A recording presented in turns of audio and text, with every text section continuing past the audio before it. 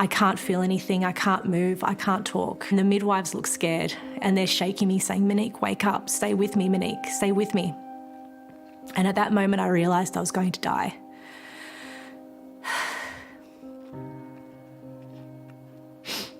For Monique and Natalie, childbirth was memorable for all the wrong reasons. The midwife never cut the cord and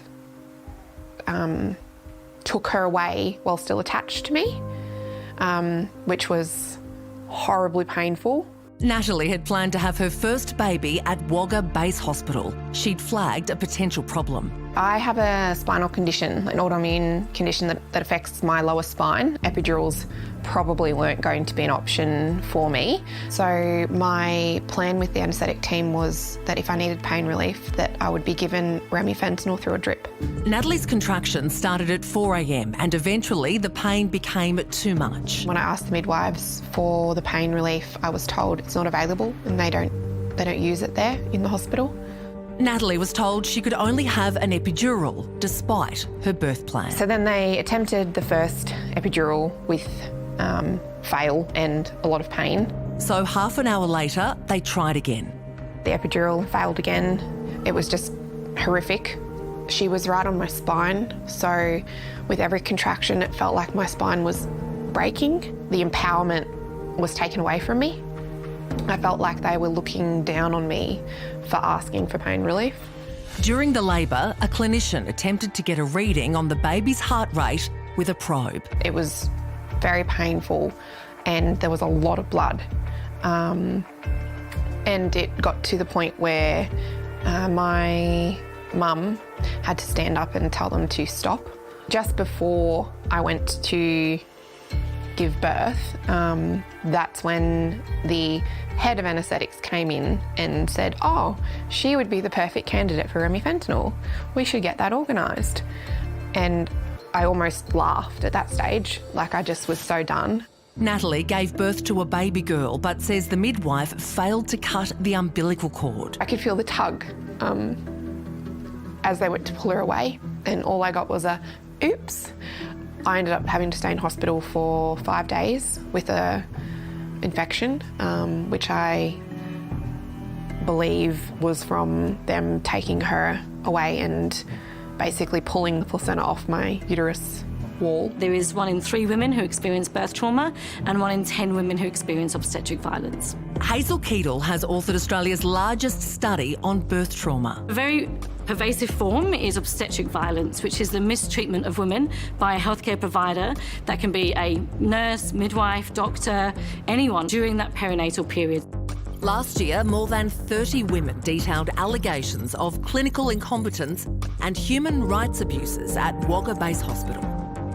The New South Wales Healthcare Complaints Commission is investigating, and Emma Hurst is chairing a separate inquiry. This goes beyond this one hospital. We've heard cases of absolutely horrific stories of women giving birth. She's hoping other mums will come forward with their stories before the cut-off date of 11th of August. After a few hours, I opted for an epidural, and that's where things really started to go downhill. Monique is a Sydney teacher. Her birth plan was to use breathing exercises while pushing.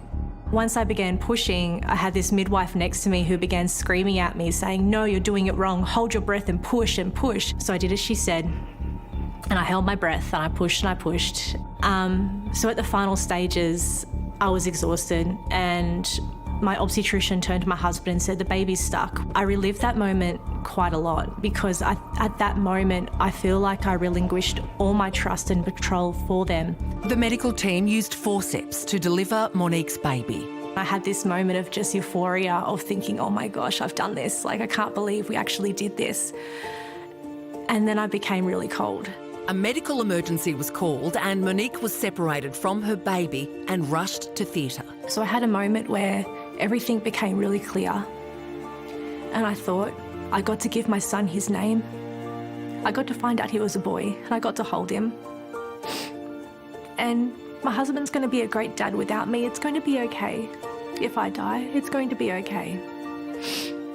Monique suffered a postpartum hemorrhage of 3.3 litres of blood in a matter of minutes. When I awoke the next day in ICU, I had been ventilated. I remember laying there in shock thinking, I'm not understanding what happened. Monique spent a week in hospital before she could return home. And for weeks, she could barely move. So it was a really slow process of actually just learning how to walk again. Later still, a physiotherapist showed her a scan revealing the extent of the injuries caused by the forceps. Your pelvic floor is really weak. You possibly have partial or full avulsion, which is essentially where your pelvic floor is ripped from the bone. On top of the classic symptoms of PTSD, such as flashbacks and night terrors, I also now had this layer of hopelessness, that there was nothing left for me, that there was no future. Natalie also says she's struggling with PTSD and postnatal depression. I can't sleep at night still. I lay down and my brain goes a million miles an hour thinking about what could have happened, what should have happened. There were moments throughout this whole process in my darkest days where I felt that it would have been easier if I just died on that bed rather than deal with all this. My perfect family would have been 2 kids, and now I don't see it happening. I don't think I could go through with having another baby now. Wow. That is, do you know, I think because as we've all become more, I don't know, we've been removed from our animal selves and we think we're so much cleverer than nature. There's so much cruelty involved in the way women are treated when they have babies now, like kicked out of hospital before their milk even comes in and sent on their own. And it's not right. It's not respectful to what we do and to the 7 billion people that have been made because of our work. I just find that just heartbreaking for them. So devastating that their baby bubble's been stolen by this traumatic birth as well. If you or someone you know would like to submit your experience of birth trauma for the New South Wales Senate inquiry, make sure you head to the link on our website.